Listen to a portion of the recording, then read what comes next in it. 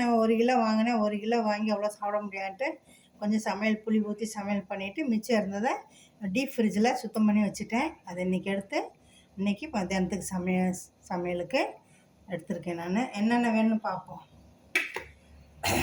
வெங்காயம், ஒரு பல்லாரி வெங்காயம், தக்காளி, ஒரு தக்காளி, உருளைக்கிழங்கு உங்களுக்கு இஷ்டம்னா போடலாம், இல்லைன்னா இல்லை. உருளைக்கிழங்கு லேசாக வெந்நீரில் போட்டு ஒரு கொதிக்க வச்சு எடுத்திருக்கேன். ஏன்னா சீக்கிரம் வீடியோ முடியுன்றதுக்காக.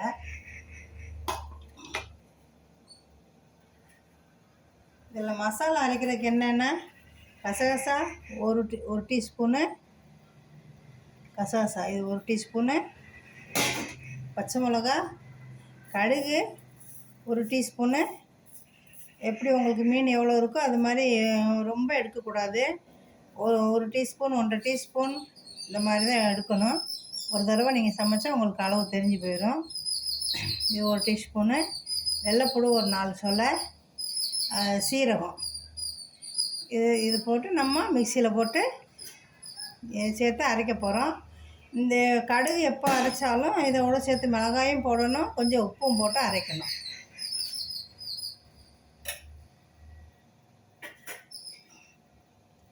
தாளிக்கிறதுக்கு என்ன வேணும்னா வத்தல், பிரிஞ்சி இலை, வெந்தயம், கருஞ்சீரகம் இல்லைன்னா வெள்ளை சீரகம் போட்டுக்கலாம். வெந்தயம் கட்டாயம் கொஞ்சம் போடுங்க. மஞ்சள், குழம்புக்கு வேண்ட உப்பு. ஏற்கனவே நான் இதை பேஸ்ட் பண்ணி வச்சுருக்கேன். இந்த அரைக்க வேண்டிய ஜாமான்களை இந்த மாதிரி நான் பேஸ்ட் பண்ணி வச்சுருக்கேன். இப்போ வீடியோக்கு போகலாம்.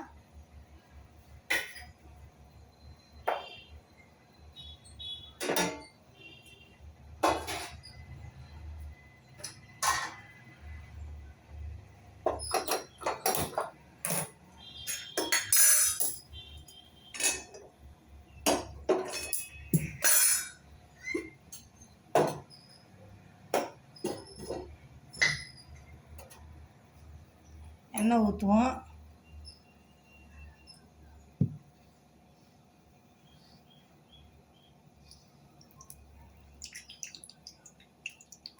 வானல் வச்சு எண்ணெய் ஊற்றிருக்கு.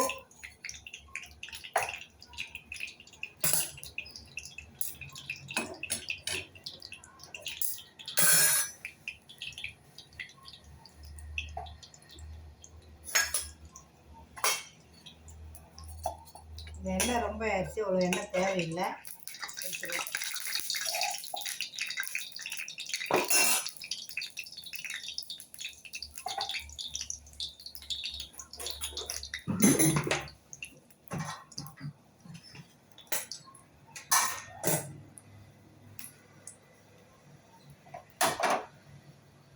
இந்த மீனை லேசாக எண்ணெயில் போட்டு வச்சுக்கணும்.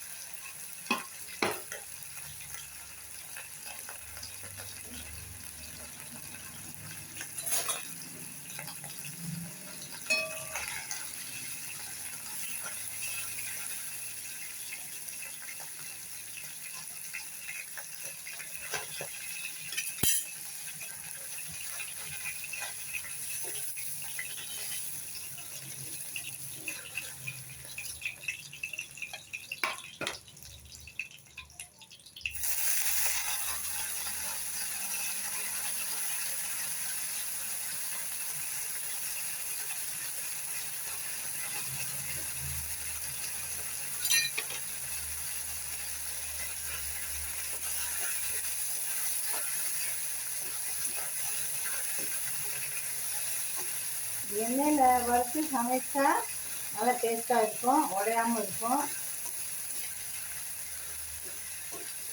நான் இதை ஆயும் போதேவும் அதை நடுவில் இருக்கிற முள்ளை நான் எடுத்துட்டேன்.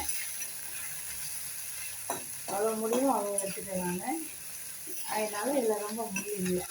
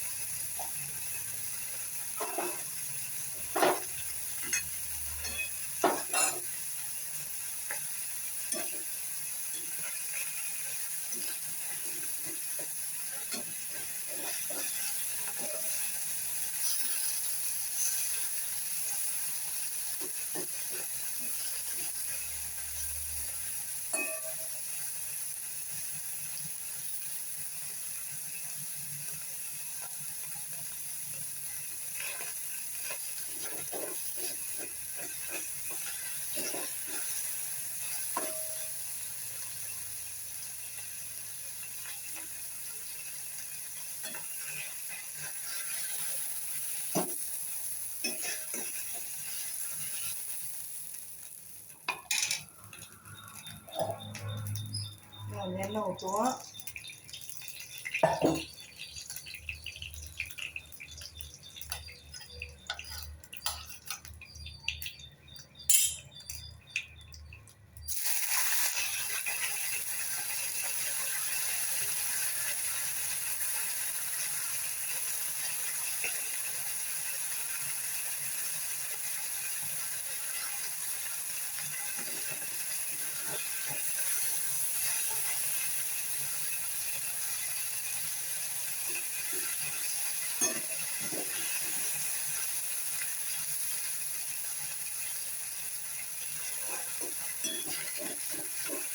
இப்போ எண்ணெயில் வறுக்க வேணாம்னு நினச்சா எண்ணெயிலே வறுக்காமலும் டைரெக்டாகவும் போடலாம். ஆனால் இது கடல் மீன்.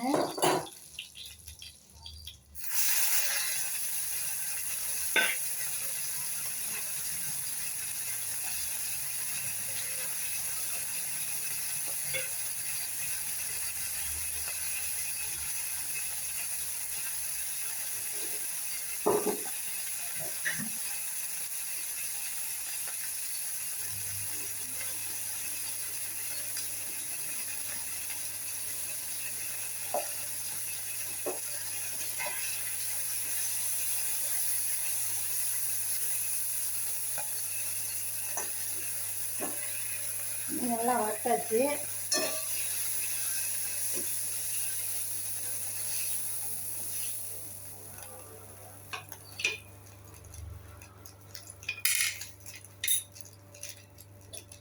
எண்ணெய் கொஞ்சம் ஊற்றுவோம் தாளிக்கிறதுக்கு.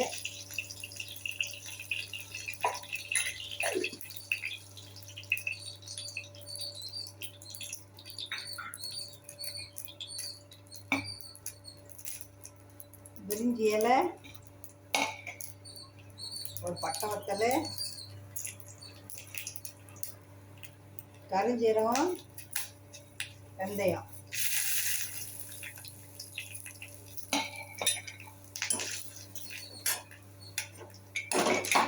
ஒரு வெங்காயம் போட்டுருவேன்.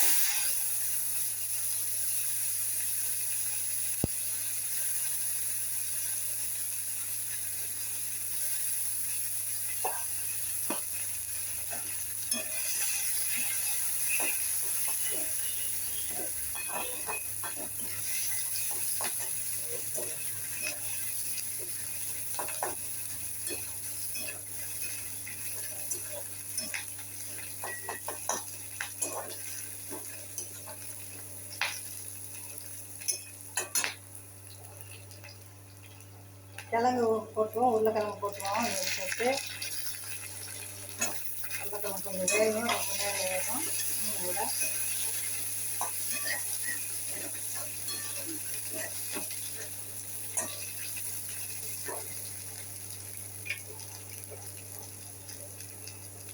ஏற்கனவே இதில் கொஞ்சம் உப்பு போட்டு அரைச்சிருக்கோம். இந்த மசாலாவில் கடுகு கசகசா இந்த மசாலா சேர்த்து அரைச்சிருக்கோம். அதனால் இது உப்பு அளவாக போடுவோம், கொஞ்சம் குறைச்சிடுவோம். இது குழம்புக்கான உப்பு.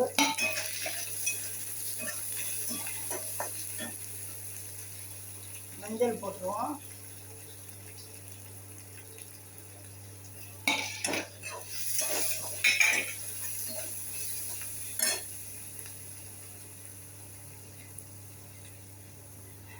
தக்காளி போட்டுருவோம்.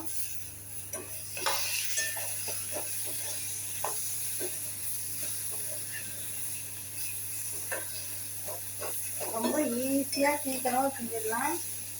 சாப்பிடவும் டேஸ்ட்டாக இருக்கும். புளி ஊற்றாதனால நம்ம முடி வலி இந்த காரமாக இல்லாதனால இந்த காரம் சாப்பிடக்கூடாது, மசாலா சாப்பிடக்கூடாது அப்படின்றவங்களாம் இந்த மாதிரி சமையல் செஞ்சு இந்த வெயிலுக்கு நல்லா டேஸ்ட்டாக இருக்கும், சாப்பிடலாம்.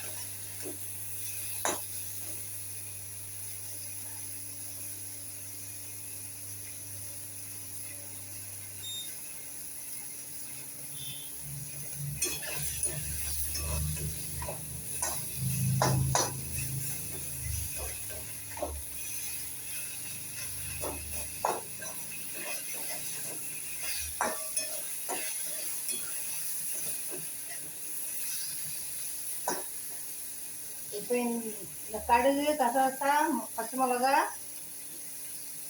சேர்த்து வச்சுருக்கத அரைச்சி போட்டு அரைச்சி வச்சுருக்கத சேர்த்து வதக்குவோம்.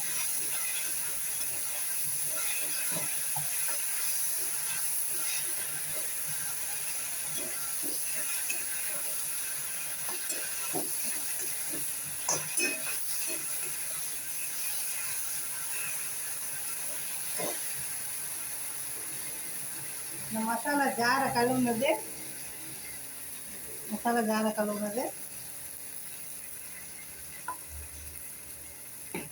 ஊற்றிடுவோம்.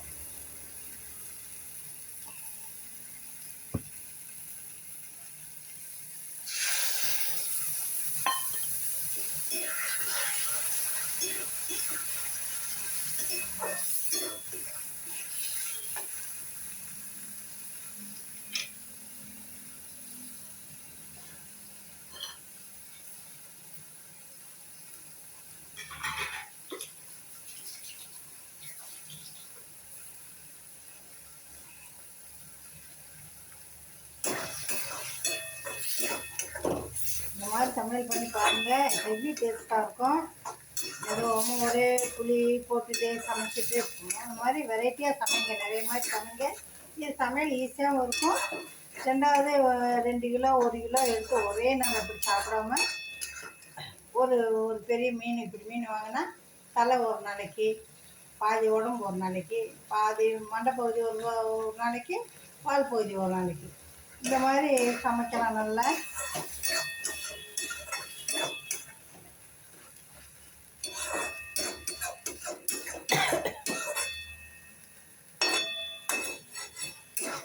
அப்படி சாப்பிடும்போது நமக்கு ஒரு பீஸ் 2 பீஸ் நம்ம தான் சாப்பிட்டுட்டே இருப்போம்.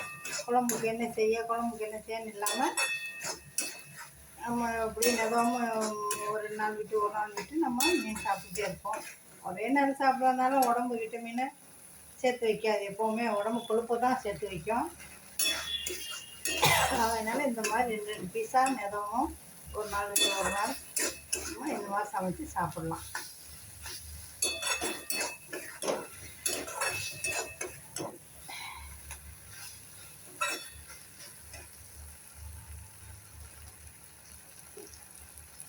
வெந்நி காய்ச்சி வச்சுருக்கேன், வேணுன்ற வெந்நி ஊற்றுறதுக்காக.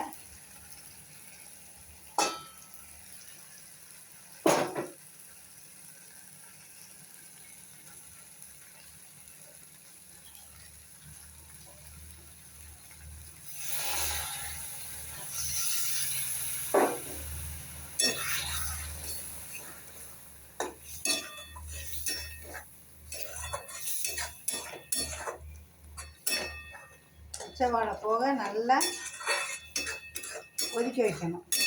அப்புறம் இது பச்சை வாடை போகும். இது ஒரு பெங்காலி டிஷ், நல்லாயிருக்கும். வீட்டில் செஞ்சு பாருங்கள், சமைச்சு பாருங்கள். கடுகு நிறையெல்லாம் போடக்கூடாது, ஒரே ஒரு ஸ்பூன் தான். ஒரு 1/4 கிலோ மீன்னா ஒரு ஸ்பூன் இருந்தால் போதும். அதே மாதிரி ஒரு ஸ்பூன் கசகசா நல்லா சேர்த்து அரைச்சி, பச்சை மிளகா, உப்பு சேர்த்து அரைச்சி இந்த மாதிரி சமையல் பண்ணி பாருங்கள். ஹெவி டேஸ்ட்டாக இருக்கும், நல்லா டேஸ்ட்டாக இருக்கும். ஒரு சொட்டு கூட மிச்சம் இல்லாமல் சாப்பிடுவாங்க. நல்லா வதங்கணும், வதங்கிட்டு பச்சை வாடை போகணும்.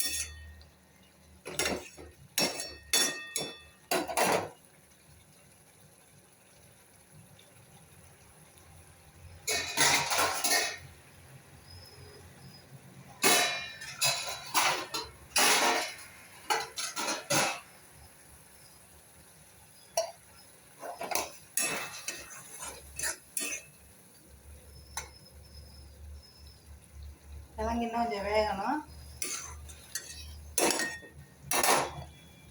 ஒரு நிமிஷம் மூடி வைப்போம்.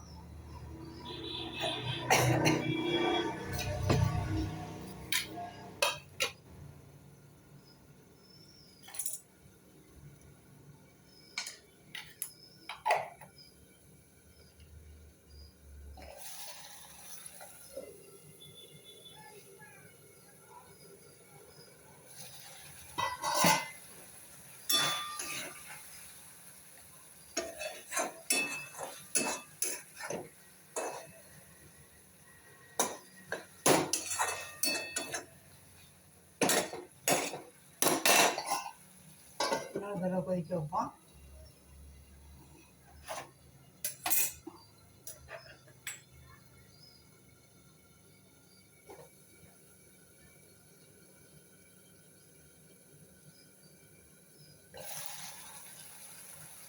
அடி பிடிக்க விடாமல்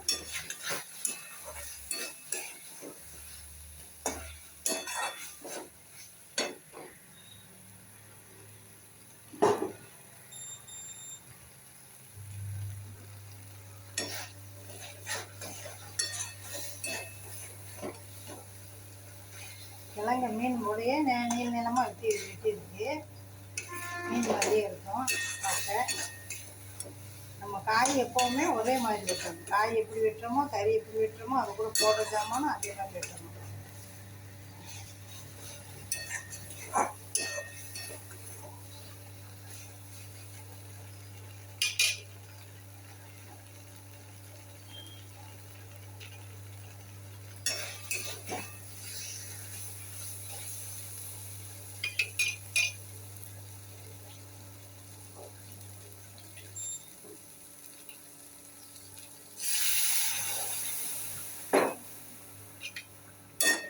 வேணும் குழம்பு எவ்வளோ வேணுமோ அவ்வளோ தண்ணி ஊற்றிருக்கு.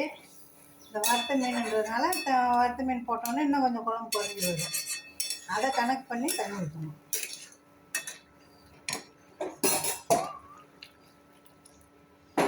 தண்ணியாக தான், அந்த குழம்பு கொஞ்சம் தண்ணியாக தான் இருக்கும். கெட்டியாகவும் வைக்கணும்னா தண்ணியாக தான், இந்த வெயிலுக்கு தண்ணியாக இருந்தால் தான் நல்லாயிருக்கும்.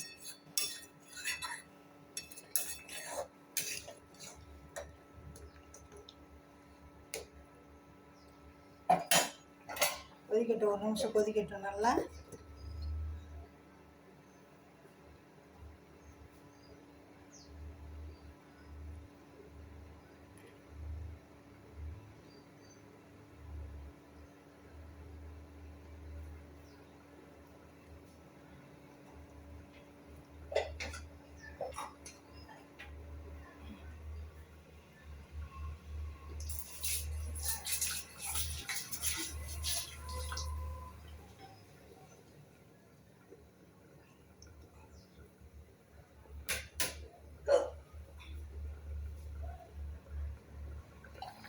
நல்லா கொதிக்குது.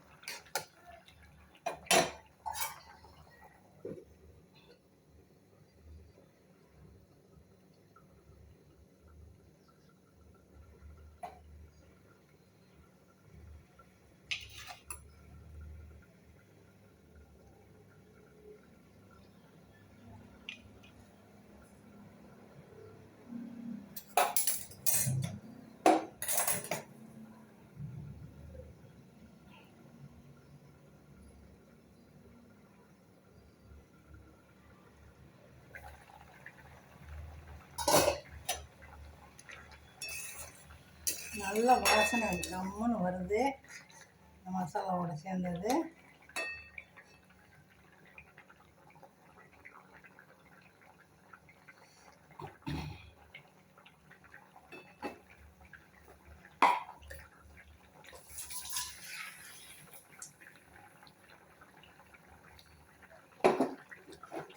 கிழங்கு வந்துருச்சா பார்ப்போம். ஆனால் கிழங்கு வேகலை இன்னுமா, கொஞ்சம் வேகட்டும்.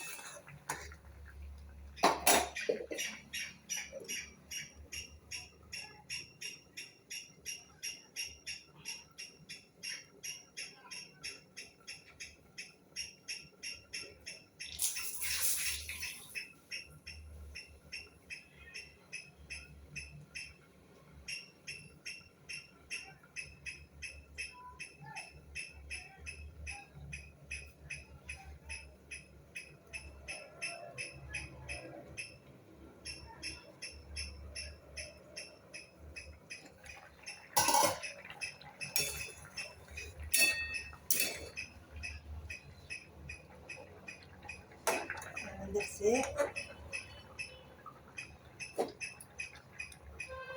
வந்துருச்சு.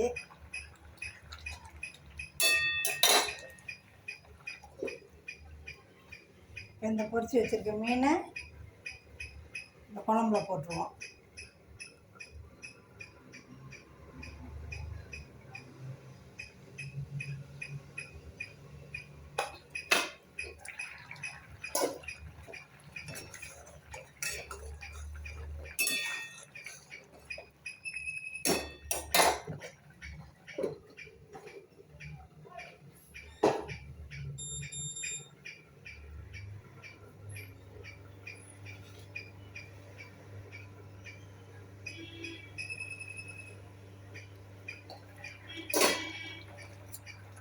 மீனை போட்டுருவோம், அந்த மீனை போட்டுருவோம்.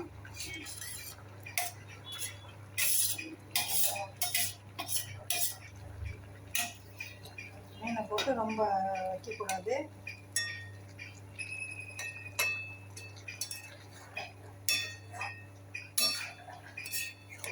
நம்ம கிளறக்கூடாது, அவ்வளோதான். கொதிக்கணும்.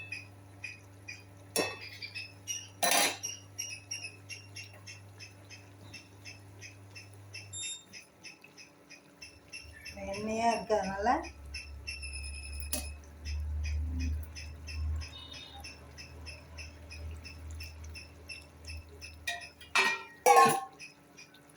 விட்ட கொதிக்கட்டு, கொதிச்ச முன்னாடி ஆஃப் பண்ணிடுவோம்.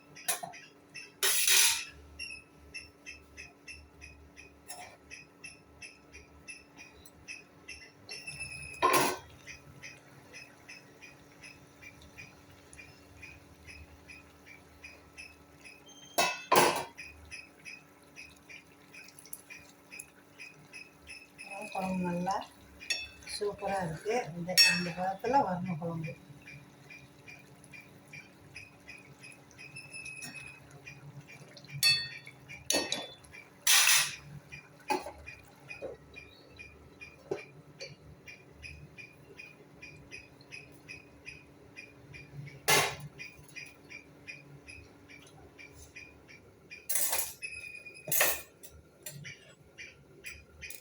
இப்போ நம்ம ஸ்டவ் ஆஃப் பண்ணிடுவோம்.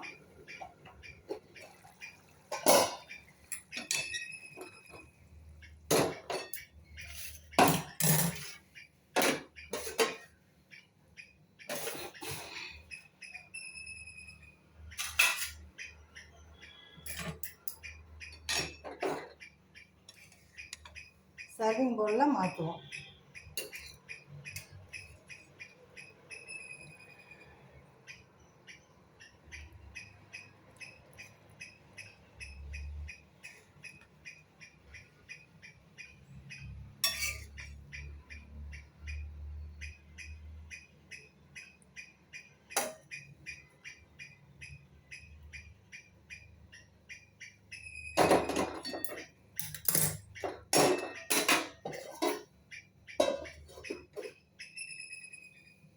பாருங்கள், இதுக்கு பெங்காலியில் சொச்சுடி சொல்லுவாங்க, மச்சர் சொச்சுடி சொல்லுவாங்க. நம்ம இதை மீன் குழம்பு சொல்லுவோம். இந்த மாதிரி செஞ்சு சாப்பிட்டு பாருங்கள், ரொம்ப டேஸ்ட்டாக இருக்கும். இதில் புளி ஊற்றலை, அதனால் எல்லோரும் சின்ன பிள்ளைய பெரிய பிள்ளைய உரப்பு இருக்கும். ஆனால் அந்த காட்டமான ஒரு புளியும் மிளகாவும் சேர்ந்து இருக்கும், அது இருக்காது. இதில் நல்லா சாப்பிடலாம். ட்ரை பண்ணி பாருங்கள். தேங்க்யூ.